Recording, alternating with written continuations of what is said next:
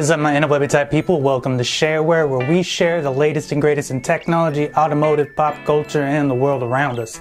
Now, like cassette to CD to MP3, and like VHS to DVD and Blu-ray, and to little startup companies like Netflix and Hulu that no one uses, we are in an age of non-physical media. Early in this transition, electronic companies realized this and came up with the smart TV as the next billion-dollar idea.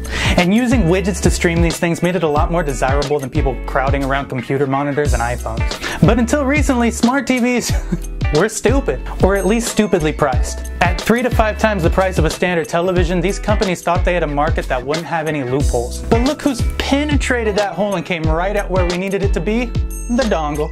Starting with things like Roku and the Chromecast and the STD of the dongle world, the Amazon Fire Stick, we entered a time where everyone with a TV and an internet connection could have a smart TV for 30 to 100 bucks.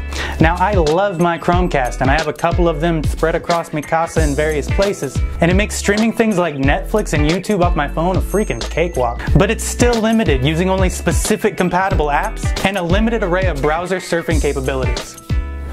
Until now.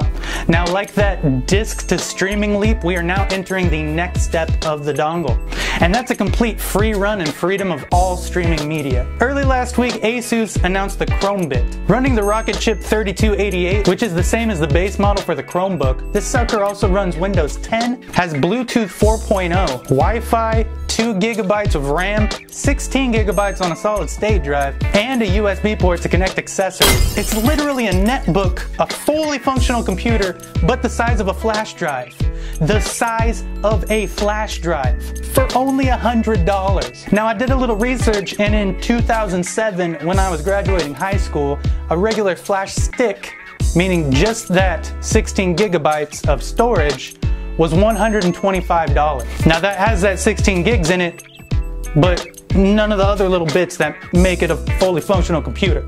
So for $25 less now, we can buy a whole damn machine. And if that isn't enough, Asus isn't going to be the only ones in this market, because Intel just announced the Compute Stick, which runs an Intel Atom quad-core processor, also 2 gigabytes of onboard RAM, and double the solid state space with 32 gigabytes, along with the 4.0 Bluetooth and the USB and the Wi-Fi. Now, it does only run Windows 8.1, so you do have some variants here and some things to decide between. Either you want the more storage space with the Compute Stick, or you want the newer operating system with the Asus Chromebit. However, unlike the Chromebit, the Compute Stick is for pre-order now, which means you can get this little bugger in the mail sometime reasonably soon.